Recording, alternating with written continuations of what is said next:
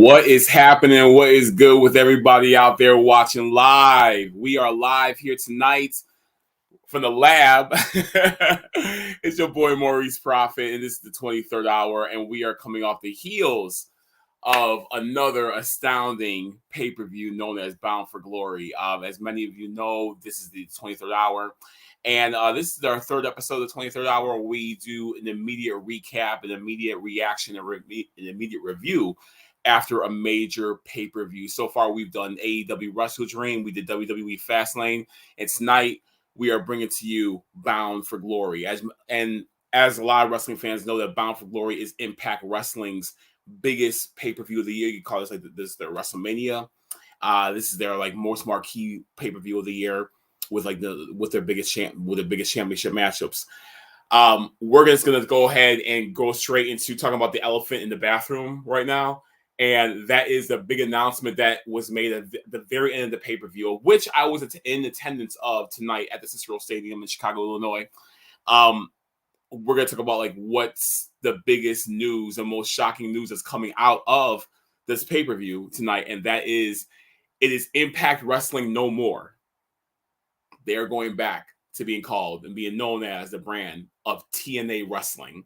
And that, ladies and gentlemen, biggest shocking news that we got tonight. It threw everyone in a loop. It was really great getting that announcement because we don't really get a lot of announcements that are completely fresh, that are untouched, that did not go through the rumor mill at first. That this really did come out of left field, and it's the one area in life where you want to be fooled, where you want to be made feel like Boo the Fool. And I'm gonna tell you why. Tonight, let's just let's talk about it. Let's talk about what really matters, and that's what we're talking about right now in terms of this brand changing of going back to TNA Wrestling. Going into tonight, lots of the temperature that was kind of circling around the wrestling community was people saying that CM Punk was going to make his Impact debut. There was a news that came out I think yesterday or so about Ace Steel, CM Punk's real life best friend, getting a job recently with Impact Wrestling, and his first day was going to be tonight actually. KC Omega, no Meltzer. Hey man, it's out there already, bro. So you already know when it comes to rules of pro wrestling, especially live wrestling, when it happens on television, it's fair game now. So, so that was so a lot of people were kind of hitching on to the fact that Ace Steel signed with Impact Wrestling. I think as an agent or whatever may have you. People were saying, well, that makes a lot of sense. It makes even more inroads for CM Punk to now become part of the Impact roster.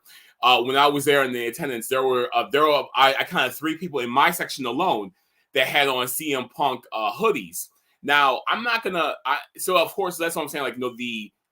The word was kind of out there. It was really in terms of the temperature check, people were really thinking that this was really going to happen. Now here's the thing: is that I was not against this at all in terms of if this would be the direction they go.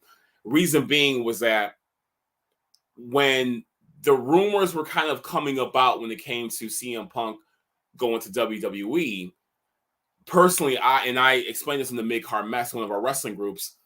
I explained that I didn't think it was a good idea because the culture of WWE is a lot different than any other culture in wrestling.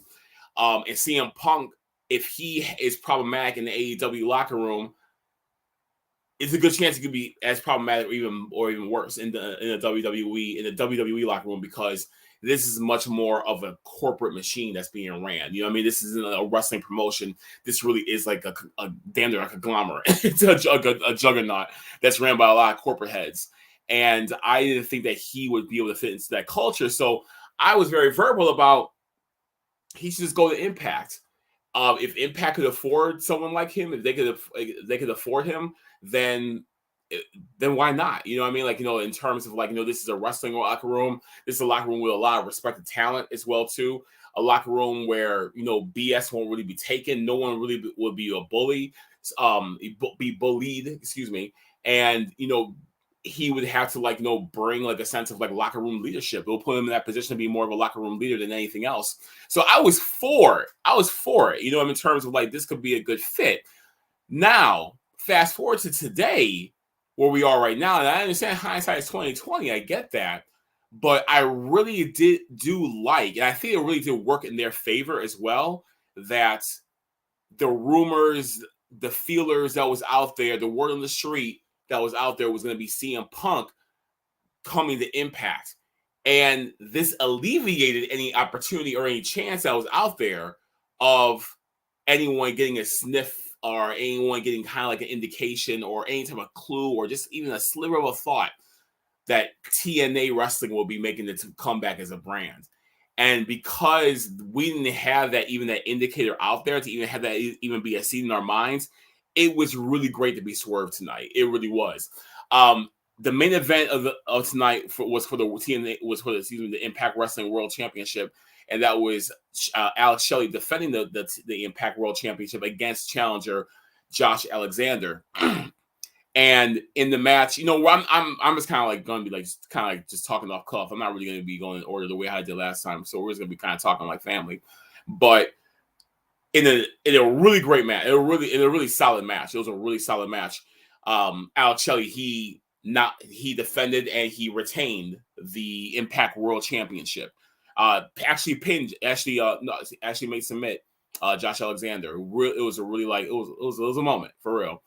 And so he got the victory over Josh Alexander. It was like I said, it was a really great match. And that's the thing that with Josh Alexander, he's so like when you look at him, he looks like a solid motherfucker, man. And like when you hear them chops that he be throwing, I mean, it matches for real. So after the match, they shook hands in the ring. They showed each other love. You know what I mean? Like Josh Alexander was letting him know, like, you are like, I completely respect you. The better man won. All that good sportsman like shit, right? Lights went out. Video was playing on the video wall, and I noticed that Shelley and Alexander were still in the ring. So a video was playing of like a forest or whatever may have you. And so I think that's when people were kind of like, okay, is it CM Punk's debut? And I was like, if that is, like, how do you equate the forest with what they're what they're gonna show? And they were splicing in a lot of like imagery from like all the entire Impact roster, excuse me.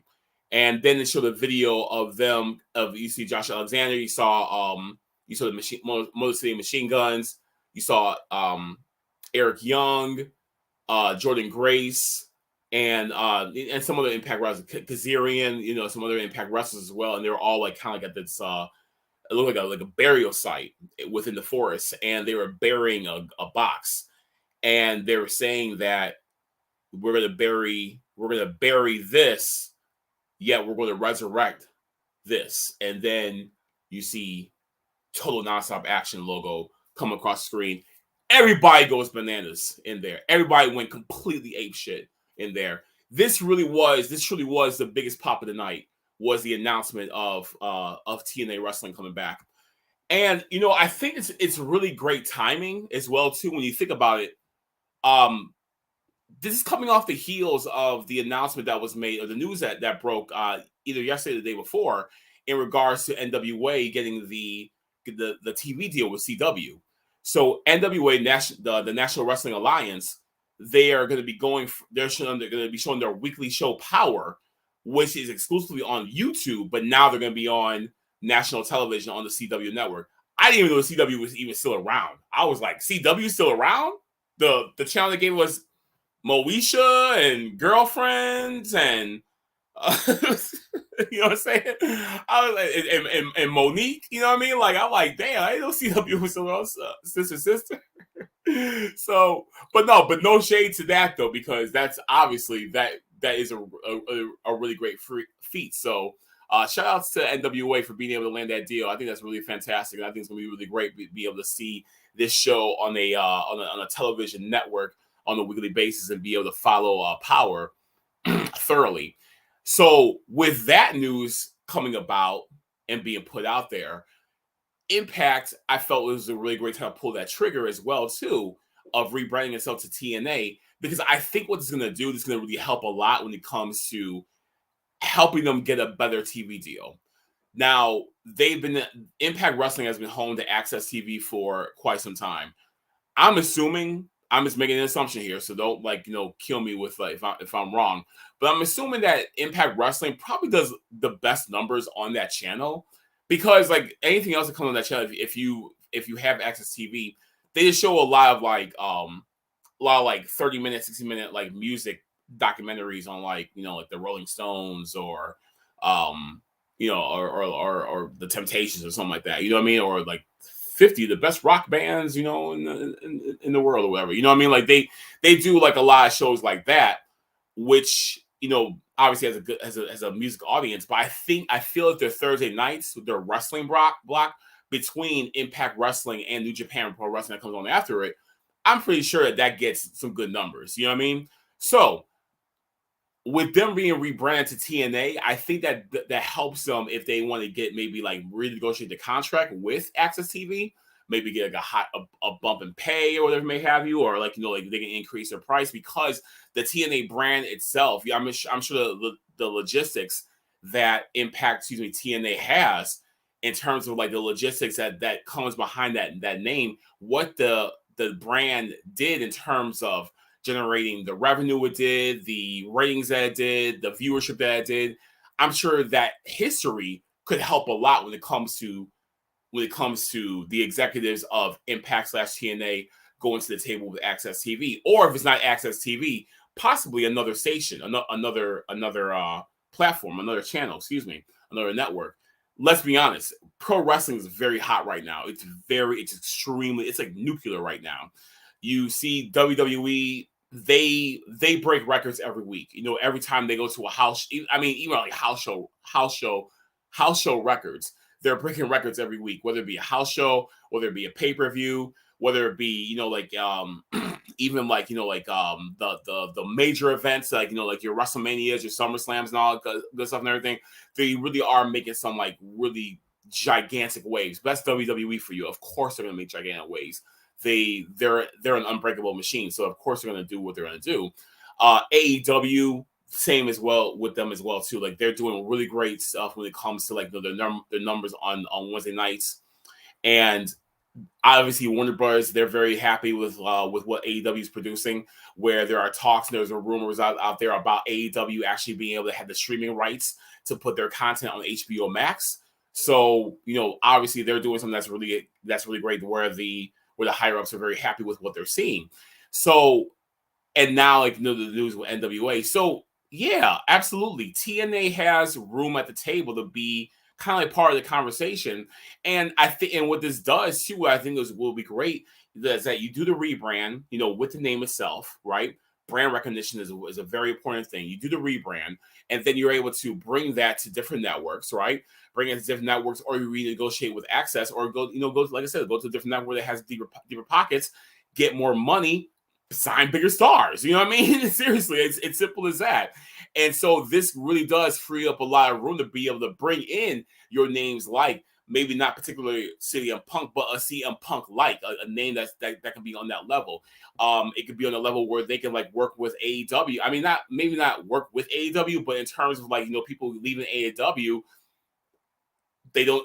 WWE may not be, doesn't have to be the only choice that you had to make when it comes to making good money.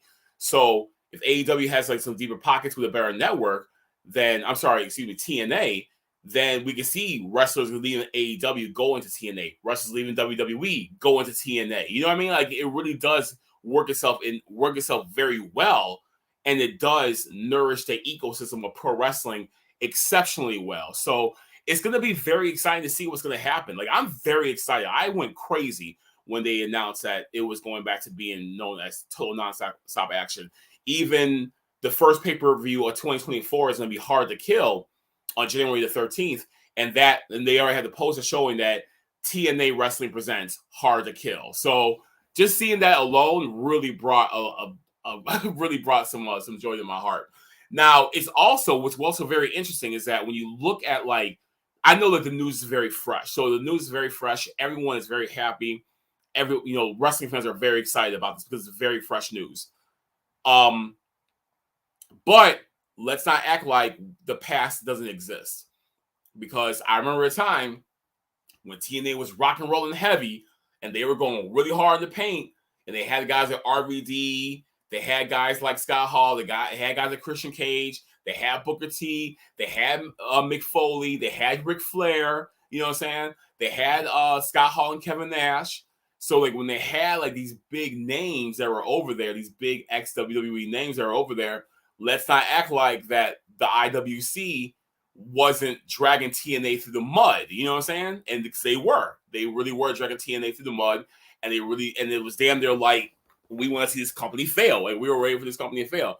And that's one reason why I'm very glad to see that that they still are around, because when you think about every year when they are around, it's just another middle finger to the people who dialed them in the first place back in the day.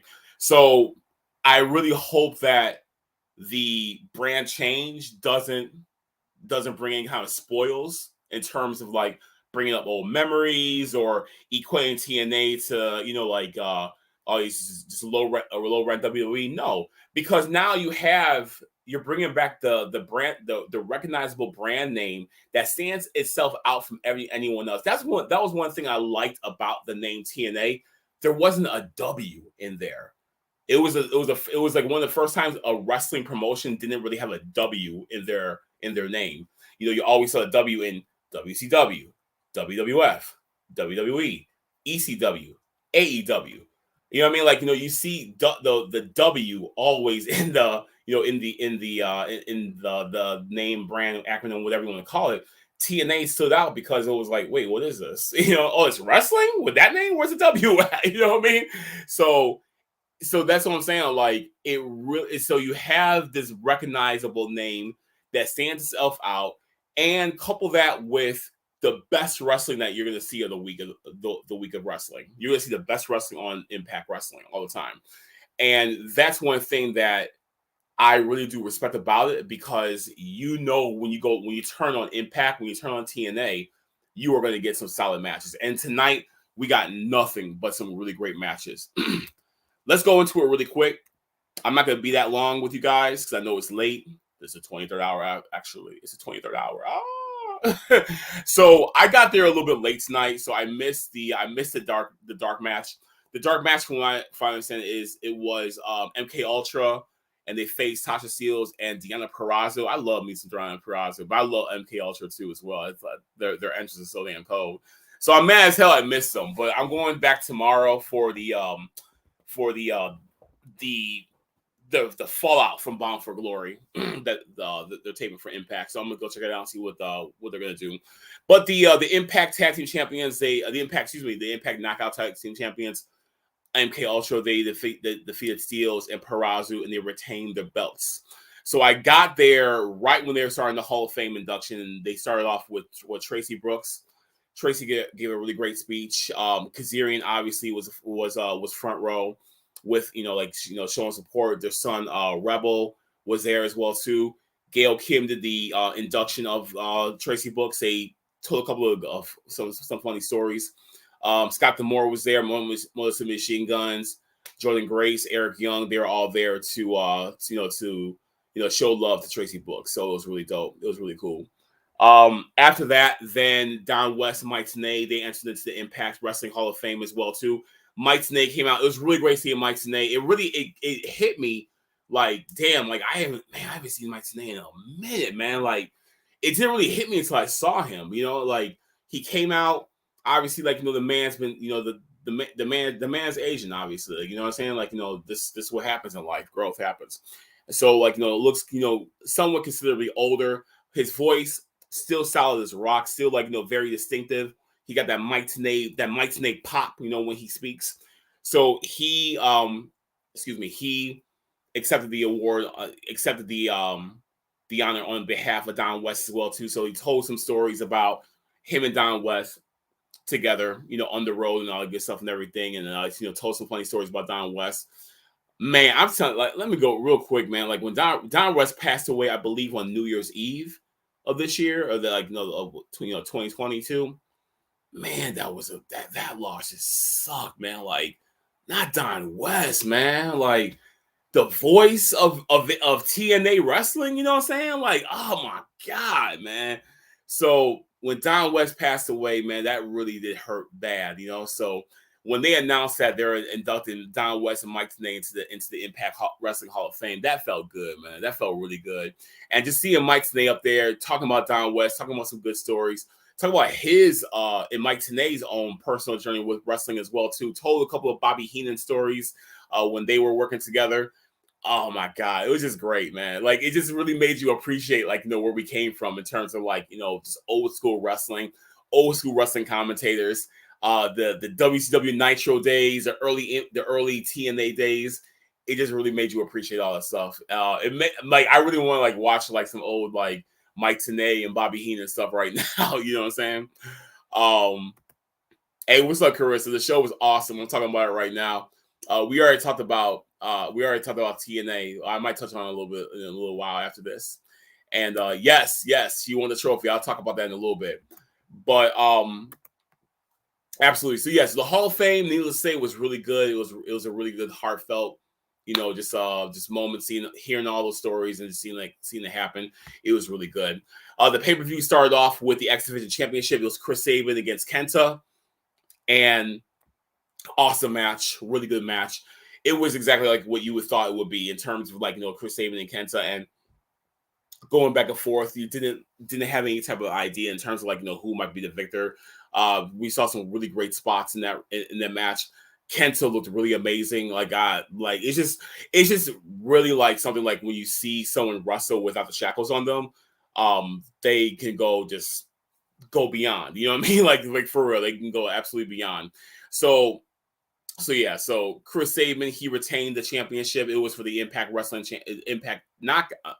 Jesus Christ, I'm going through every title. The X Division Championship. Chris Sabin, you know, he pinned Kenta. I saw that Danhausen was in town. I actually passed Pro Wrestling Tees last night, and I saw like that they were open. I'm like, why are they so open? I'm like, oh yeah, Danhausen was here. Yeah. They're at Pro Wrestling Tees, but yeah, that's wild though. The next match was a Monsters Ball match. This was a match that was with Rhino, Steve Macklin, Moose, and PCO. It was brutal in terms of like the hardcoreness. We saw people going. We saw Steve Macklin. He went through a ladder. We saw Moose. You know, he went through a table as well. We saw Rhino give us, you know, give the gore. We saw PCO. He took a lot of shit. Simple yet effective. We all know, like in terms of wrestling fans, we know what PCO is Jean-Pierre Lafitte, you know, from the Quebecers and from the French Canadians. And it was just really cool seeing PCO do the second rope leg drop. Like, I know he like that's kind of like part of his repertoire, like when he does like in-ring moves, but it was cool seeing the person just because like I'm like, oh my God, it takes me back to like watching him do it as a Quebecer back in the day, back in like 93 and stuff. You know what I mean? I'm an old head, so whenever I see any type of like glimpses or any type of like little like instances of the old school, I'm gonna be a happy man. So needless to say, I was a very happy man seeing that. PCO won the match. It was brutal. It was, like I said, thumbtacks, chairs, ladders, tables, a table full of barbed wire. And Steve Macklin went through that table full of barbed wire, split his back open. It looked nuts. It looked crazy. Seriously, all the blood and everything. But they all gave it their all and everything like that. It was a damn good match. PCO won by pinfall in that match. Really good stuff. The next match was for the World Tag Team Championships. This is the Rascals, and they were defending the championships against ABC.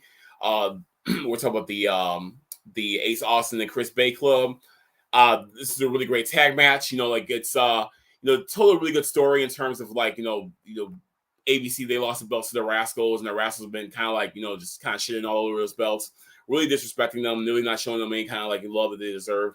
And ABC really felt that they deserved it back. And that's what we got. We got to see the championships go back to its rightful owners, ABC, as they defeated the Rascals and they became the new Impact World Tag Team Champions. Now, the match that I was waiting for. This was the match where it was like, this alone worth the price of admission right here. This match what I'm about to talk about. Mike Bailey against Will Ospreay.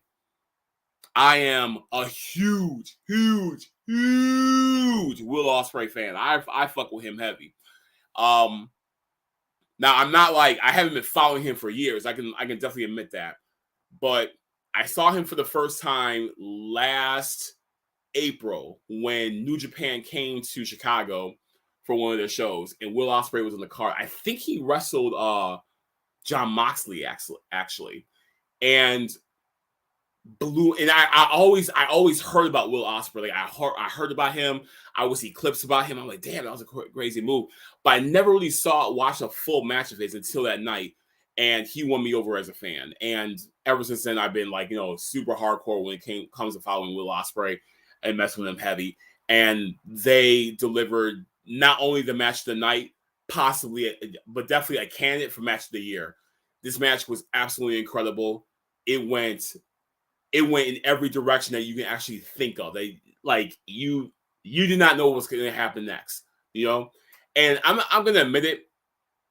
I'm not going to shy away from it. When they first announced that it was going to be Mike Bailey, I was a little salty. I'm not going to lie. I was a little salty. I think because and this is just me being on some bullshit. I didn't see Mike Bailey wrestle so many times that I'm just like, all right, man, like, I'm not going to see anything I've never seen already from you before. And I'm like, how come Will Ospreay can't wrestle goddamn it, Alex Shelley? You know what I mean? Like, how come he can't be in the main event for the World Championship, But don't ask for too much because, you might get too little back in return. And I think that with them doing more so like a match where, okay, instead of, us building our pay-per-view around Shelley and Ospreay, let's include this to be like, another feature match on the card. That's not the main event, obviously, but it's gonna be a reason to really tune in. It's another reason for you to want to buy the pay-per-view, because we all know, despite it, like Mike Bailey might seem a little like bland, on the outside before the bell rings, or he seems a little regular. When the bell rings, Mike Bailey can go crazy, and they did tonight. Absolute moment. It was just nonstop. From start to finish. They were on the outside, they were on the inside, they were on the top rope, they were going through the ropes, they were going over the ropes. They had ground wrestling. You saw it all. With these two, you saw everything going on. And also, what was really great was that there were times in the match where they really were parallel with each other. Like, they really were the same person. It really was like damn near like a mirror match. And you didn't like, and they were both on the same page with the chain wrestling, with trying to counter each other's moves and everything. They were like just one after the other. I'm gonna get the best of you. I'm gonna get the best of you. I'm gonna get the best of you. I'm gonna get the best of you. They really were like in that type of like tangent, and it got to a point because like there were like obviously there were near falls. You got to a point where you're like, the pin has to be accidental because we've seen everything already. You know what I mean? It was a phenomenal match. This was a match where it's like, if someone were to say, hey, what current match would you recommend for a non-wrestling fan? This will be the match right here. Will Ospreay against Mike Bailey, because this would make someone who does not even mess with wrestling whatsoever, wouldn't even look at it in its direction, make them want to like tune back in, because what we saw tonight was a clinic between these two. Yeah, I'm still bugging this, and that's the thing, is that Will Ospreay is just something else. He's something different. What we've seen him in terms of like, what he's done with AEW as well, what he's done in New Japan. Will Ospreay is one of those greats that are just out there making classics happen wherever he hits. So I highly recommend, if you are a casual wrestling fan, follow Will Ospreay. Check out his work on YouTube, and believe me, you will not be disappointed. But Will Ospreay got the victory over Mike Bailey in about 18 minutes, and it was sensational. The next match was a Call Your Shot Gauntlet match. This was really fun. This was a really, really fun match. And this came at the right time coming after Ospreay and Bayley, because this is more of a match where like you didn't take it, you did not have to take it too seriously, and you just go with the flow. And it's like Impact was like, let us, like do our job. And so basically what it is, it's like a mix between the Royal Rumble. It's a mix between the Battle Royal that happened on Monday Night Raw back in September of 1994. It was where it's a 20-man Battle Royal, and the last two guys were in the ring. The last two guys in the ring had a match with each other. So it starts off as a two men are in the ring. The first 2 minutes, after 2 minutes, then the third man would come into the ring. And then every minute after that, a new man would enter into the ring until you had 20 people in the ring. And the way to eliminate your opponent is to throw them over the top rope. And the last two people in the ring would now be in a one-on-one match with each other. And the winner of that match will win the Call Your Shot Gauntlet. And this will allow them to call out any champion that they want. So then it becomes kind of like Money in the Bank in a way, like low key. So it's a lot of variables, within this match, but it does make sense. So like as you go through it, and this is really cool, man. Like the first two people in the match were Jake Something and Eddie Edwards. So they they went at it and all. And then Kenny King came out. I think he was number 3. And then that's when you started seeing like the wrestlers. Now, what was really cool about this was that it also had a sprinkle of the Royal Rumble where you have surprise entrances. So Juventud Guerrero came out as one of the participants. Big surprise, big pop for Juvi Juice. You know what I mean? The juice was loose. You know what I'm saying? So it was really dope seeing Juventud Guerrero. He came out. Johnny Swinger, he came back, so he made his return tonight as well too. So he came out.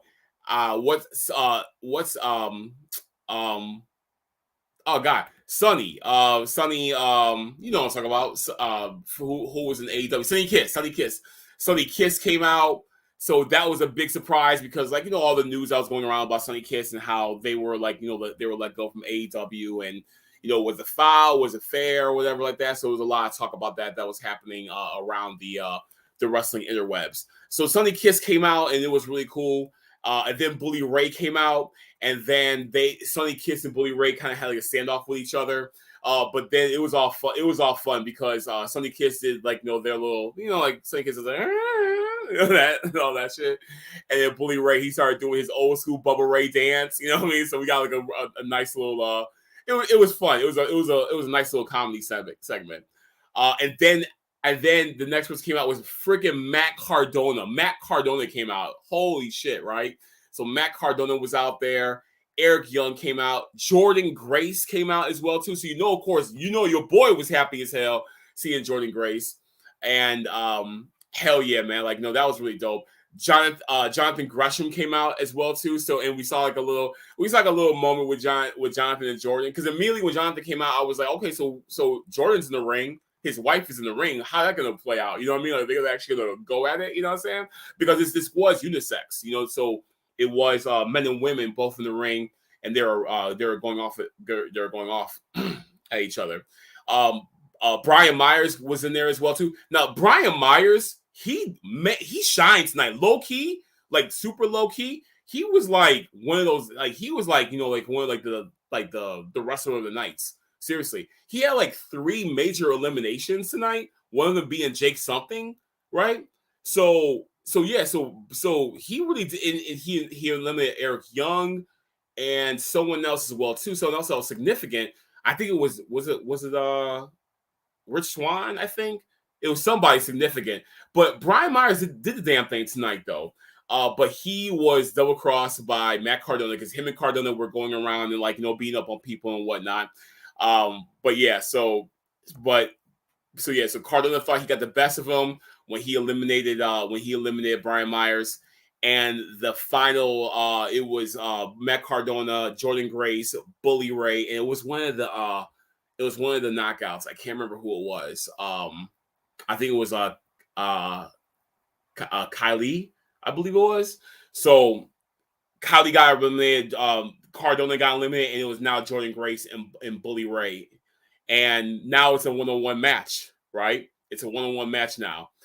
And it's like, oh crap, that's wild. Like, we're really gonna get a one-on-one match with Jordan Grace and Bully Ray. You damn right we're gonna get it. And we got that. And it really was very reminiscent of just like, the David and Goliath story with Jordan Grace playing, very sizable difference when you look at the two next to each other and standing right in front of each other. So very sizable difference. And so Jordan Grace, pretty much chopped Bully down, and she got the pinfall victory when she did her finisher on Bully Ray, and that's a lot of strength. All that powerlifting that Jordan Grace has been doing, all the bodybuilding and everything like that, when it comes to her competitions, totally paid off in this match because she held her own strong, and she won the call your shot. She won the call your shot. Yeah. Oh, you talk about it was on Carissa. You talk about Sunny Kiss, right? Yeah, the Sunny Kiss debut was dope. It was really cool seeing that. Really happy for Sunny Kiss. But yeah, so Jordan Grace, she won the call your shot, and she immediately got on the mic and she called out she wants to meet the knockout champion at Hard to Kill in January. So whomever the knockout champion is, whether it be Trinity or it's Mickie James or anyone else, Jordan Grace will be waiting for you at Hard to Kill. All right, so we're gonna keep our eyes on that. And speaking of the knockout championship, the next match was for the knockout championship, and that was Trinity, who's a champion, defending the title against Mickie James. Very exciting match. Really great back and forth. Really great chemistry that was between the two. Lots of respect that was in the ring as well too. But Trinity got that victory by submission, and so she retained the belt. All right. Moose, he announced that he was going to do a cash-in with his briefcase that he won from Feast of Fire. He said that tonight did not go as planned, but as long as he has the case, he has the power, and he as well is calling out whomever the Impact World Champion is at Hard to Kill. That's going to be taking place this January. So Moose will be facing the Impact Champion. At this time, it is Alex Shelley, and we talked about that match earlier. It was an awesome match. That was the main event for the night, the World Championship with Alex Shelley defending the title against Josh Alexander. I thought Alexander was going to win back the belt, especially after when Moose announced that he was going to be facing the champion at Hard to Kill. I was like, okay, Josh Alexander makes a lot of sense because that's who Moose dropped the belt in the first place to. Now it's like a lot of redemption, the redemption angle. But Moose against Alex Shelley, I think it could be equally as really great if they keep the belt on Alex Shelley, which I think now they are. Like, if they gave Alex Shelley a Bound for Glory World Championship victory, then I think that they really do want to make sure they're investing significantly in Alex Shelley as being their world title, their world champion. He's a workhorse. He's been with the company forever. He's proven that he's a damn good singles wrestler, and he really is as well too. You don't necessarily just look at him as that Motor City Machine angle guy, Motor City Machine gun guy anymore. The way how you might have done when he first became a one-on-one singles wrestler after being in the tag team. I think both him and Chris Sabin have done a really great job when it comes to kind of like getting that off them. So that's not really there, that being the case anymore. You look at Alex Shelley as not only a solid singles wrestler, but you look at him as the world champion. And tonight, that statement was made very emphatically with the championship match, with him going over Josh Alexander. Josh Alexander, who's like, you guys have seen him, big ass dude, but I think that they really have said that we are going to make Shelley our guy. And I think it makes a lot of sense as well, too. Yo, well, Clint, well, bro, my man, what's good, bro? My guy. But I think it makes a lot of sense, too, especially with the rebranding that's happening right now, with it going back to being known as TNA. Then, yeah, why not have one of the TNA originals from the old days, who is the world champion, be now the TNA world champion? You know what I'm saying? like it's great that he is. Yeah, it's great that you're the Impact champion, but for Alex Shelley to be now known as a TNA World Heavyweight Champion, I think that like is for him personally weighs a little bit more than Impact World Champion does. You know what I mean? I think that that's a little bit more that's much more meaningful for him. You know what I mean? Because he was part of the company when it was TNA, right? Exactly. TNA, TNA, TNA. And man, I'm gonna tell you, bro. I'm gonna tell you, man. It felt good. It felt damn good.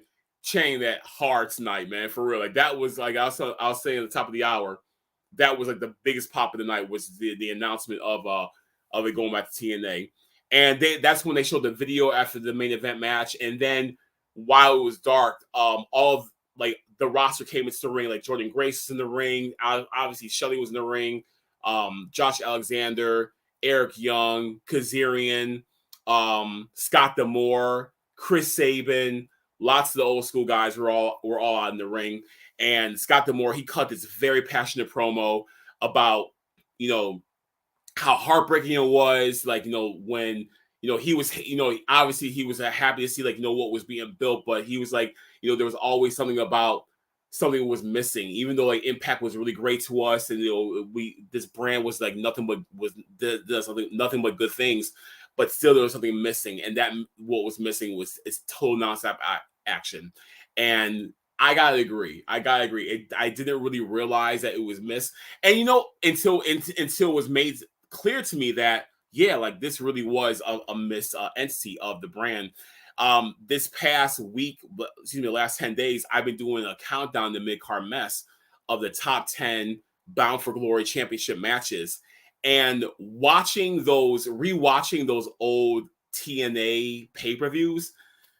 Yeah, man, like it's just like, oh God, like it was an era that felt so good. It just felt good, that era was, man, for real. Like, I know it got a lot of criticism, but if there was an era that felt so good, like seeing TNA total nonstop action, hearing Don West, rest in peace to Don West, hearing Don West's voice, Mike Tenay's voice, and now it's an opportunity for the brand to kind of re-identify itself. In the capacity of we're not going to rely too much on like the gimmickry that we did before, but TNA now is going to be synonymous with some good ass professional wrestling, and I think that's going to be so what Dr. Order when it comes to what they're doing with this. So I'm excited about this. I'm really excited to see what they're going to do in terms of the brand rebuild. So I guess now it's no more Impact. I guess it's going to go back to TNA. Are you going to call it the weekly show TNA Impact again? Because that was where we even got the word from, was because of the name of the show every week was called Impact. So I'm not sure if the Thursday night shows are still going to be called what they're called, but maybe it's going to be called TNA Impact with the big ass exclamation point. I don't know. Who knows? But we're going to find out. But like I told you guys, I'm going to tomorrow. I'm going back to the stadium because they're going to be doing all the Impact tapings. And I'm going to tell you, when we go to the Impact taping, it's a lot of work. It's a lot of work. It's a TV show they're taping. So it's a lot of guys like on good cameras who are like instructing you, get up, get up, get up, get excited, get on TV. You have freaking the ring announcer. His name escapes me right now. I apologize. Him telling you, everybody get up, get on your feet, you want to get on TV and stuff. And so like it's one of those things where it's like, all right, man, like I gotta get up and like get wild and you go crazy for whomever's coming out and everything like that. You know what I'm saying? And then like you sit down, and then they tell you, and then the match is over with in like 4 minutes. Like, all right, get up again. You're like, oh goddamn it. It's a lot of work. It's like going to church. You know, when church tells you to get up, now kneel, now sit down, now get up, sit down, kneel, get up. Oh man, it's fun, man. It's a lot of fun. Hell yeah, man. I gotta agree with you, Clint, man. I gotta agree with you. One time, this is back in like 2008, I think it was. I went to a TNA house show. That was it wasn't in Chicago. It was like down there by the Wisconsin borderline, and that was that was fun as hell, man, for real. Because I remember like we got to meet Jeff Hardy, we got to meet Christian Cage, we got to meet Abyss. You got to meet the wrestlers. I know, right? It's crazy, man. I mean, you got to meet the wrestlers, you know what I'm saying? Like, it was a lot of fun. It was a lot of fun to be able to like actually meet the wrestlers, and you got done seeing like, holy shit, like I take a picture with Jeff Hardy. Like, what the fuck?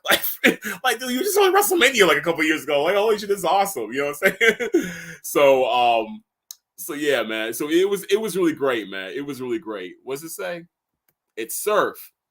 I just want to say this, all of the hates from WWE and some AEW fans, y'all always said our men's and women's is the top level. Well, I surely disagree that a lot of dream matches people want against Impact wrestlers. Yeah. No. Yeah, and I'm with you. I'm with you. That's the thing is that like, and that's what I was talking about earlier, is that with Impact, you're going to get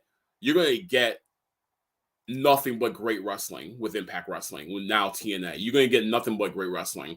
If you and that's where I find my comfort zone with Impact now TNA is that when I just want to watch some good straight wrestling, you know, no frills, no BS, I go to them. I remember Slammiversary 2020 during the pandemic. This was hands down the best wrestling pay-per-view of the year. It really was the best wrestling pay-per-view of 2020. Watch that pay-per-view.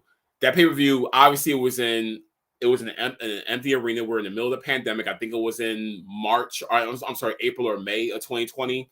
I think it was like May of 2020, and we got the best wrestling action that we saw all year. It was no nonsense, really great wrestling. And yeah, so yeah, when you watch them, you're gonna get quality from them in terms of like what's on the mat. And they deliver every week as well, too. Every week. Devon threw the water on me for taking this picture at him, as him and Anderson entered from the crowd. This was the Aces and Eights time, and it was so awesome. I can see that too, man. You talk about Bully Ray's best friend.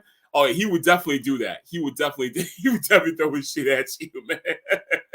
And he probably look at you like,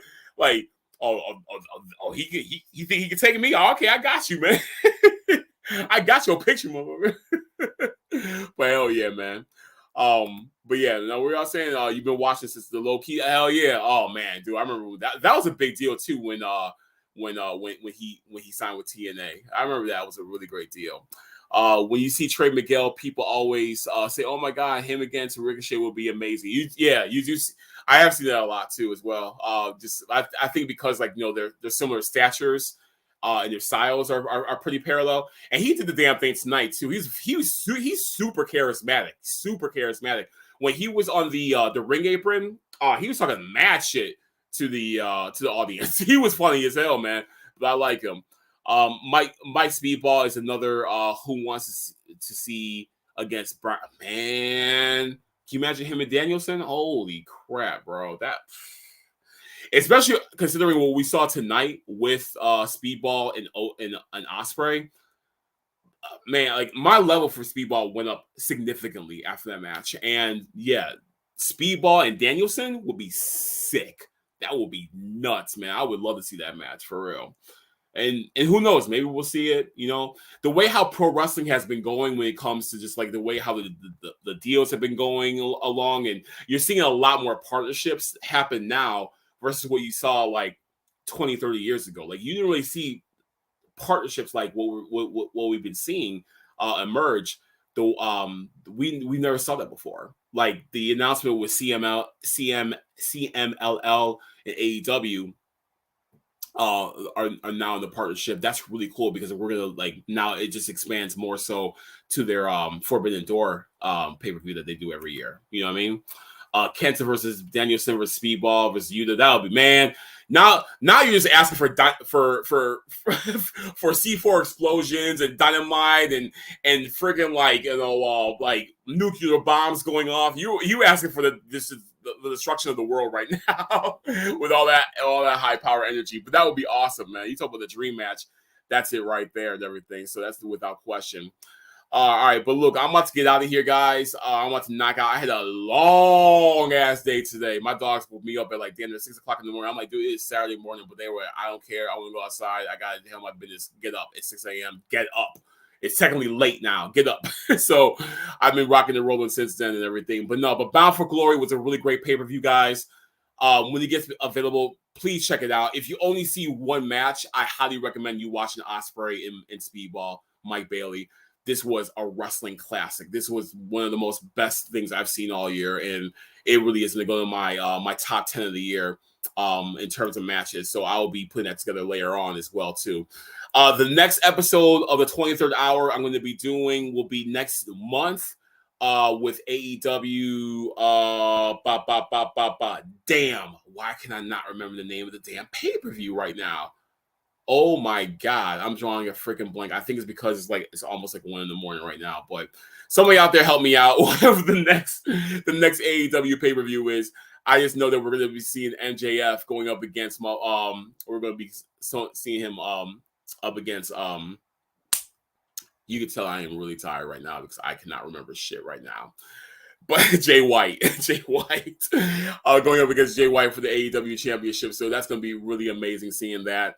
I can't wait. So the next episode is going to be for that pay-per-view. And also we're going to be covering Survivor Series as well, too, for WWE at the end of September. That's okay. This is how you know it's time for me to go. I'm over here talking about September, saying it's September next month. It's a problem.